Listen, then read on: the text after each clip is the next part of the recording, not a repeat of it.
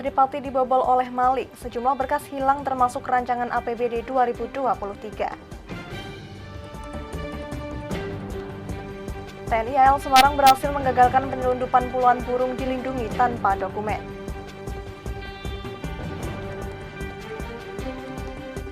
Para pedagang pasar mendatangi kantor DPRD untuk mengadukan keresahan mereka terkait pembangunan alun-alun Kaliwungu. Selamat malam pemirsa, bersama saya Amanda Soraya, inilah Jateng hari ini. Pangkalan TNI Angkatan Laut Semarang menggagalkan upaya penyelundupan puluhan burung kicau dilindungi tanpa dokumen di perairan Tanjung Emas, Semarang, Jawa Tengah. Sebanyak 50 burung dilindungi ini dibawa oleh 2 anak buah kapal bermuatan CPO dari Kalimantan. Jadi yang ada di hadapan bapak-bapak ini, upaya penyelundupan 50 burung kicau jenis cuca ijo dan kapas tembak asal Kalimantan ini berhasil digagalkan personel Pangkalan TNI Angkatan Laut Semarang saat melakukan monitoring setiap kapal yang melintas di perairan Tanjung Emas, Semarang. Pengungkapan ini bermula adanya informasi kapal mengangkut muatan ilegal di sekitar perairan Tanjung Emas, Semarang. Dari pemeriksaan di sebuah kapal bermuatan CPO, personil Lantamal Semarang mendapati puluhan burung dalam kategori dilindungi yang tersimpan di dalam kardus. Pada hari Rabu, tanggal 24 Agustus 2022, sekitar pukul 8.30, Kal Pulau Bengkoang, Lanal Semarang dengan Komandan Letda Laut Pelaut Edi Mario beserta tim pemeriksa berdasarkan adanya informasi intelijen bahwa ada kapal yang patut dicurigai, kemudian membawa muatan ilegal, sehingga dari tim kita langsung menuju ke sana memeriksa. Ternyata di sana ditemukan ada beberapa jenis burung, ada 2 jenis burung, yaitu cucak hijau sama kapas, jenis kapas. Itu ada 50 ekor. Itu adalah jenis hewan yang dilindungi dan di sana tidak dilengkapi dengan surat-surat yang ada. Kepada petugas, 2 anak buah kapal berinisial SK dan R tidak dapat menunjukkan dokumen terkait keberadaan puluhan burung dilindungi yang dibawa dari Kalimantan. R mengaku sudah 2 kali membawa burung ilegal dari Kumai, Kalimantan Barat dan diperjualbelikan di Madura. Untuk itu kita masih kurang mengetahui bahwa barang dilindungi kayak gitu. Kita ya namanya pingin dapat tambahan, kita asal beli aja kayak gitu. Itu beli di mana, Mas? Di pedagang atau di warga? Peternak atau gimana? Di pedagang. Sudah sering, Mas? Pak, baru 2 kali ini aja. 2 kali. Pertama berapa bawanya, Mas? 18 ekor. 18 ekor. 18 ini 50 ekor. Ya? Yang sekarang yang kedua 50 ekor. Habis berapa belinya? Ya itu tadi sekitar kurang lebih 9 juta. Ini dijual kemana semua? Kita random sih Pak, cari lubang sendiri. Kalau pas ini kan kebetulan mau pulang ke Jawa Timur, jadi kita cari lubang di sana. Madura apa Jawa Timur? Madura. Pak. Madura. Iya. Atas temuan tersebut oleh Lanal Semarang kemudian diteruskan ke Balai Karantina Pertanian Semarang untuk proses hukum lebih lanjut. Kepala Balai Karantina Pertanian Semarang menjelaskan, burung cuca ijo masuk dalam klasifikasi satwa dilindungi, sementara kapas tembak merupakan satwa liar. termasuk salah satunya lalu lintas satwa, baik yang dilindungi maupun yang liar. Nah, di hadapan kita ada 2 jenis tadi yang ditangkap sama, terima kasih nih Pak Laksa atas upaya-upaya pencegahan ya, pemasukan ilegal beberapa satwa liar. Yang cucok hijau ini itu termasuk satwa dilindungi, dan yang kapas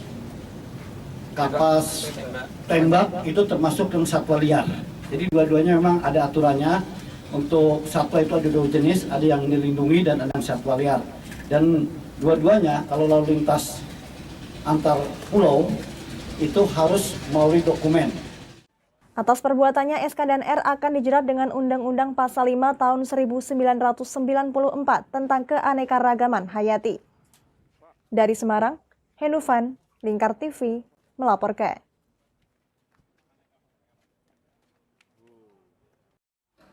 Sejumlah ruangan di DPRD Kabupaten Pati disatroni maling. Sejumlah dokumen penting yang diketahui berada di beberapa ruangan tersebut hilang dibawa kabur oleh pencuri. Setidaknya tercatat 8 ruangan fraksi dan 1 ruangan yang ada di lantai atas DPRD Pati disatroni maling. Pada Kamis pagi, polisi memasang garis polisi di ruangan tersebut untuk keperluan olah TKP.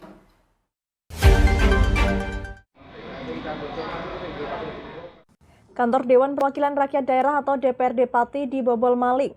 Hal itu diperkirakan terjadi sejak 5 hari yang lalu, namun kejadian tersebut baru disadari oleh staf DPRD Pati pada Kamis pagi. Kejadian diketahui saat Satpol PP mengecek CCTV yang terpasang di DPRD Pati. Di dalam CCTV tersebut terlihat seorang yang mencurigakan mengambil beberapa berkas dari beberapa ruangan.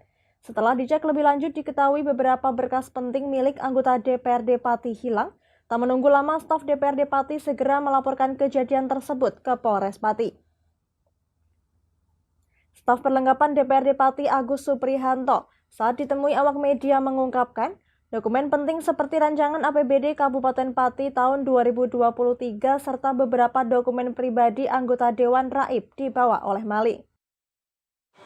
Ketahuannya ada Satpol PP ke sini minta klarifikasi buka CCTV, Mas. Tapi lapor polisi baru hari ini atau gimana? Kurang tahu saya enggak. Yang jelas polisi baru olah TKP. Baru hari ini. Tadi sempat mau rapat tapi tiba-tiba berkasnya nggak ada tadi ya Pak ya? Ada yang kehilangan gitu ya. Ada yang kehilangan berkas. Terpantau pada Kamis pagi, pihak kepolisian dari Polres Pati memasang garis polisi untuk melakukan olah TKP terkait kejadian beberapa ruangan fraksi di DPRD Pati disatroni maling. Setidaknya terdapat 8 ruangan fraksi dan 1 ruangan yang berada di lantai atas gedung DPRD Pati disatroni oleh maling dan beberapa dokumen penting milik anggota Dewan hilang. Dari Pati, Fajar Mukti, Lingkar TV, melaporkan. Satuan Polisi Pamong Praja atau Satpol PP Kabupaten Pati melakukan kegiatan patroli dan menjaring manusia silver di perempatan Ngantru pada Kamis pagi. Manusia silver tersebut dibawa ke markas Satpol PP Pati untuk dilakukan pembinaan. Sebanyak 2 manusia silver terjaring razia yang dilakukan oleh Satpol PP Pati pada Kamis pagi di perempatan Ngantru. Diketahui manusia silver tersebut terdiri dari 2 anak laki-laki. Ada yang usianya 18 tahun dan 20 tahun. Mereka juga berasal dari daerah yang berbeda, yaitu Kota Jakarta dan Kabupaten Tuban. Kabid Tribun Utama Satpol PP Pati Juharyanto mengungkapkan, keberadaan manusia silver yang ia razia mengganggu kelancaran dan ketertiban lalu lintas. Jadi itu sesuai dengan Perda nomor 7 tahun 2018 tentang ketertiban umum dan ketentraman masyarakat itu dilarang.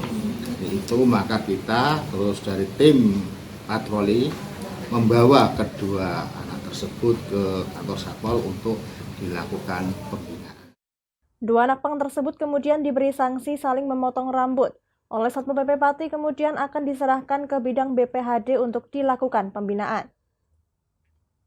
Diketahui penghasilan manusia silver tersebut bisa mencapai Rp200.000 per hari. Saat ini pihaknya mengaku untuk meminimalisir adanya manusia silver tersebut, Satpol PP Pati akan tetap melakukan patroli secara rutin. Dari Pati, Arlinda Maya, Lingkar TV, melaporkan.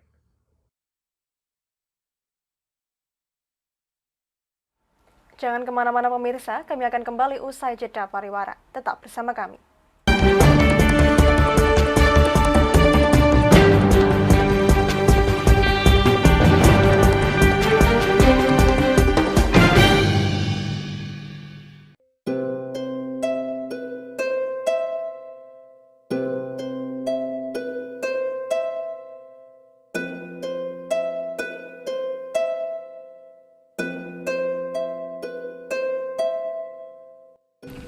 Wah iki yo siaran TV wah apik temenan.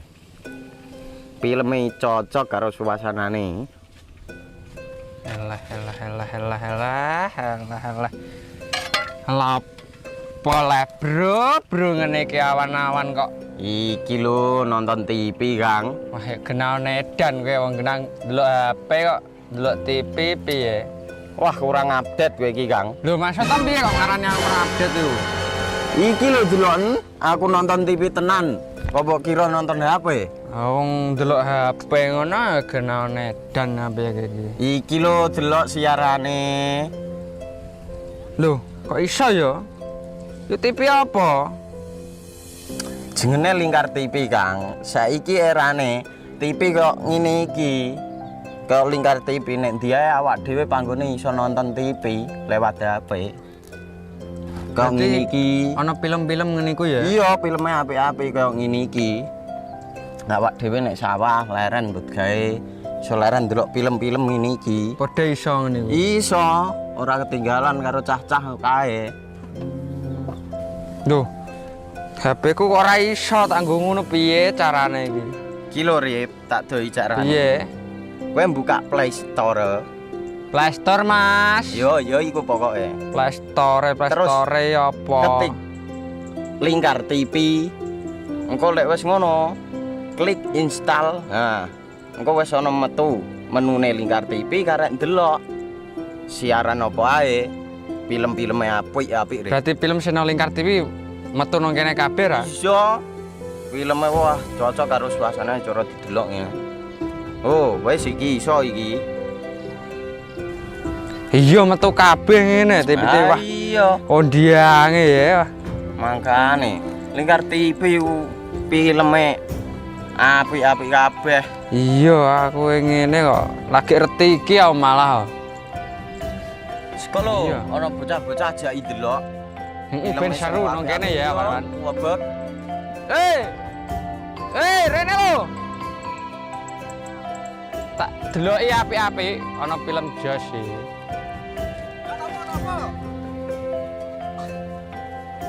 Rene go Rene. Oh iki lho tak deloki film nang Lingkar TV. Solutif dan terpercaya.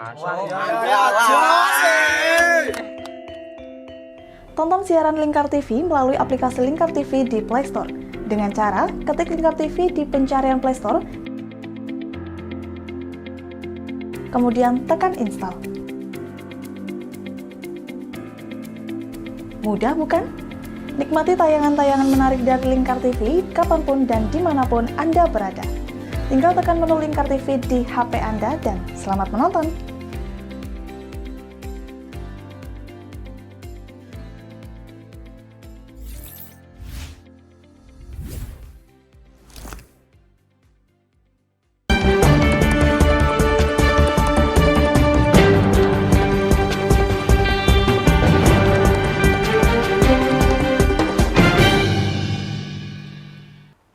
Masih bersama Jateng hari ini pemirsa, paguyuban pedagang pasar alun-alun Kaliwungu atau Pepak mengadu ke Komisi B DPRD Kabupaten Kendal.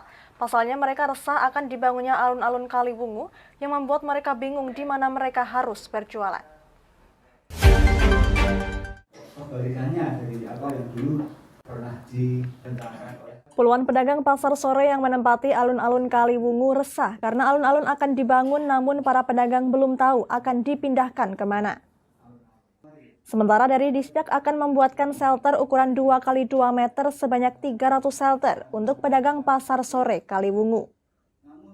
Namun pembuatannya sampai saat ini belum dimulai, bahkan pembongkaran alun-alun akan segera dimulai. Sehingga pedagang resah tempat mengais rezeki dibongkar namun belum mendapatkan tempat sementara yang baru. Pemerintah Kabupaten Kendal melalui Dinas Lingkungan Hidup dalam waktu dekat akan segera memulai proses revitalisasi alun-alun Kaliwungu menjadi ruang terbuka hijau. Hal ini membuat para pedagang kaki lima yang selama ini menggantungkan hidupnya berjualan di alun-alun Kaliwungu bingung.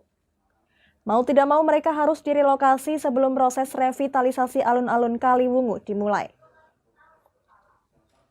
Relokasi ini akan dilakukan mengingat shelter yang diperuntukkan bagi PKL pasca alun-alun Kaliwungu direvitalisasi belum didirikan. Menanggapi permasalahan yang dialami PKL, Mahfud selaku Ketua Persatuan Pedagang Alun-alun Kaliwungu atau Pepak bersama dengan pengurus lainnya mengadu ke Komisi B DPRD Kabupaten Kendal. Penting adalah shelter dibuatkan terlebih dahulu seperti itu. Untuk pedagang penting dibuatkan terlebih dahulu.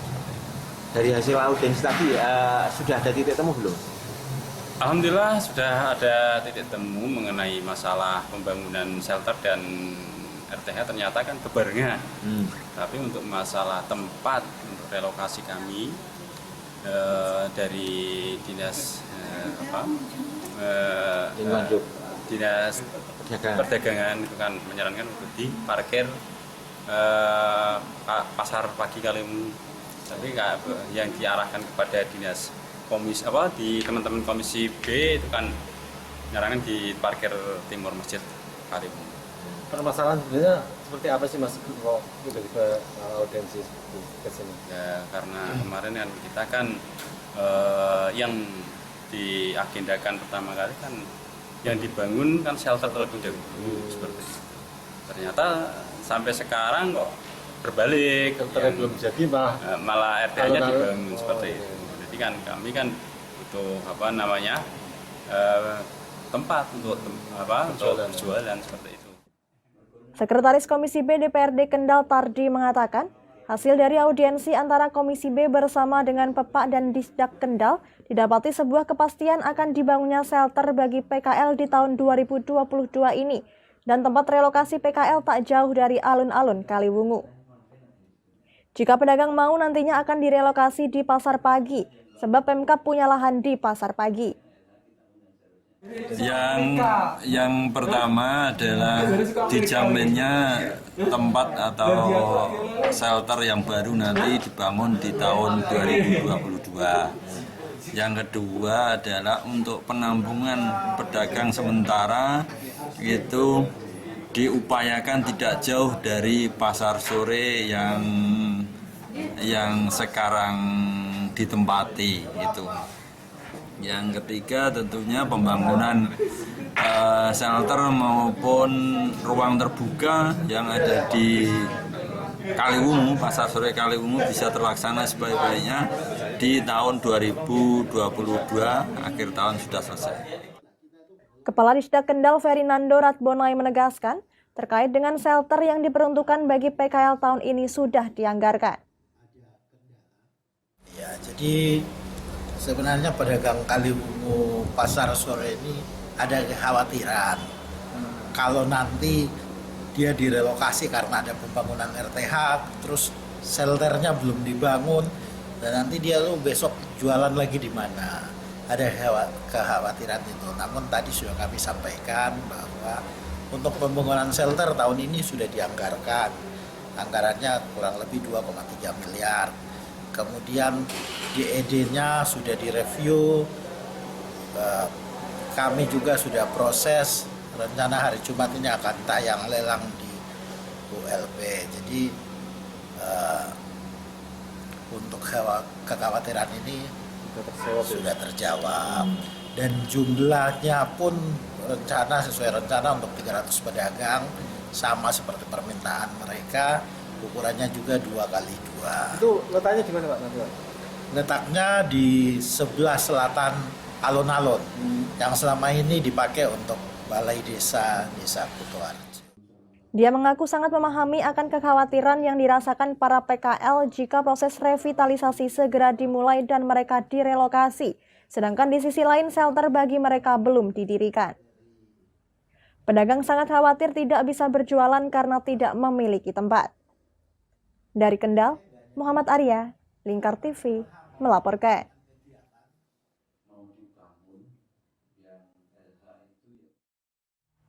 Kenaikan harga telur ayam di Tegal, Jawa Tengah hampir terjadi setiap hari dengan rata-rata kenaikan Rp1.000 hingga Rp1.500 per kilogram.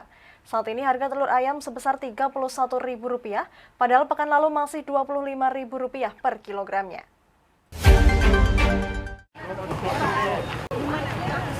Harga telur ayam di Pasar Pagi Kota Tegal naik dari hari ke hari. Para pedagang mengaku kenaikan harga telur ayam hampir terjadi setiap hari, dengan rata-rata kenaikan Rp1.000 hingga Rp1.500 per kilogram. Salah seorang pedagang mengatakan, kenaikan harga telur ayam terjadi akibat banyaknya permintaan, seperti pemberian program Keluarga Harapan atau PKH. Para pedagang memperkirakan harga telur ayam akan terus kembali mengalami kenaikan dari harga normal. Akibat naiknya harga telur ayam, kini telur ayam retak pun laku dijual. Telur ayam retak dijual Rp1.300 hingga Rp1.500 per butir. Mereka umumnya membeli telur retak untuk langsung dimasak. Setiap hari itu hampir naik terus ya Pak? Iya, hampir naik terus. Kenaikannya berapa Pak? Antara 1.000 sampai 1.500. Sekarang jual berapa? Sekarang jual 31. Iya. Ini kemungkinan masih naik terus? Kemungkinan masih naik lagi. Ini pasokan karena apa? Terlambat atau? Enggak, karena permintaan banyak kali ya. Permintaan banyak? Minta setengah aja. Berarti karena permintaan tinggi terus ini ya Pak? Iya, harga naik. Pak, ini adanya kenaikan telur ini untuk telur-telur yang retak-retak itu masih laku ya Pak? Masih laku. Jualnya berapa Pak satu? Satu antara 1.300 sampai 1.200-an lah. Itu kenapa Pak banyak yang beli kayak gitu Pak? Aduh, buat langsung dimasak sih ya. Banyakan ibu rumah tangga itu Pak? Iya betul. Melambungnya harga telur ayam dikeluhkan sejumlah ibu rumah tangga. Pada Selasa kemarin telur masih dijual Rp30.000, namun ternyata kembali naik menjadi Rp31.000 pada Rabu siang. Naik harga telur Bu. Berapa sekarang? Ini berarti berapa? 31. Sebelumnya berapa Bu? Hah? Sebelumnya berapa? 30. Ini gimana Bu dengan kenaikan telur kayak gini Bu? Membebani nggak Bu buat rumah tangga? Iya, aku jualan. Jualan apa? Jualan belanja. Berarti pada ngeluh ya Bu ya konsumen? Iya, itu sih harganya naik sih. 3. Itu sudah sering Bu naik Bu telur? 5. Biasanya ini baru naik. Biasanya kan 25 gitu. 25, 26, tapi ini 31. Harapannya gimana Bu? Ya supaya turun lagi gitu. Normal lagi ya, kembali normal ya? Iya. Para pedagang dan pembeli berharap harga telur ayam kembali normal ke harga semula, yakni Rp25.000 per kilogram. Apalagi mereka khawatir dengan rencana kenaikan BBM yang juga akan berdampak langsung pada harga kebutuhan pokok lainnya sehingga menurunkan daya beli. Dari Tegal, Gus Fadilah, Lingkar TV, melaporkan.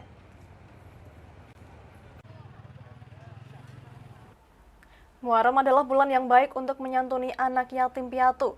Di Kendal, Jawa Tengah, anak yatim piatu ini diajak berwisata dan outbound sebelum mendapatkan santunan dari donatur. Anak-anak pun bergembira saat bermain bersama meski tidak saling kenal.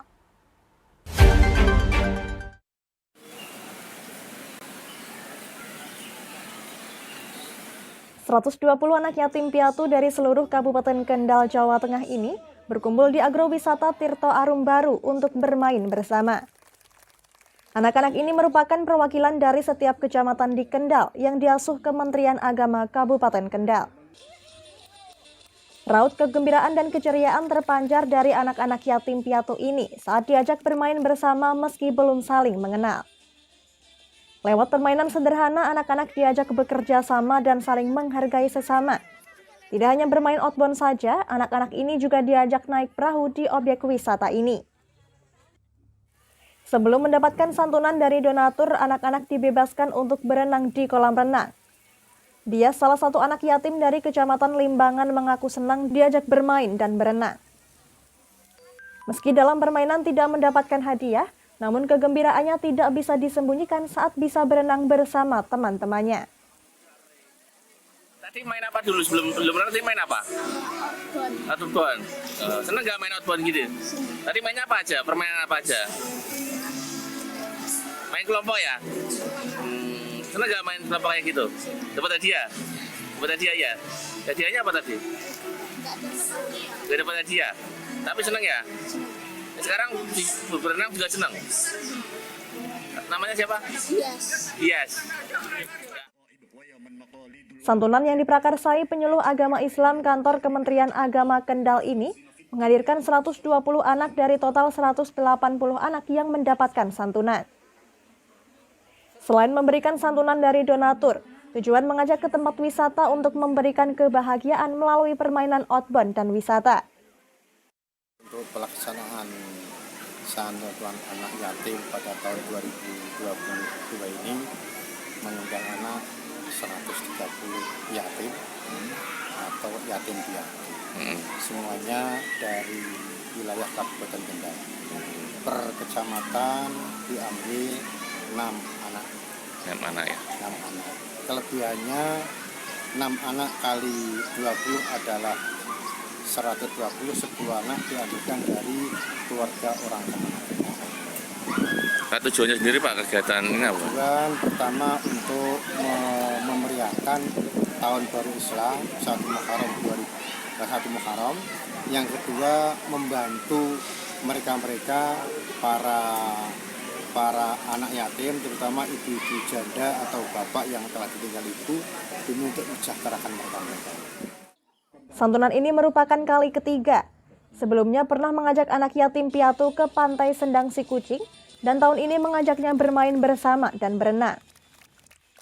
Penyerahan santunan diberikan setelah anak yatim piatu ini bergembira dan puas berenang dan bermain.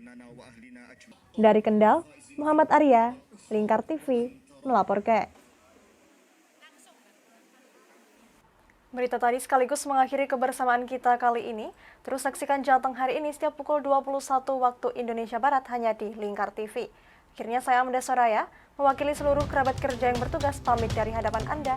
Terima kasih dan sampai jumpa.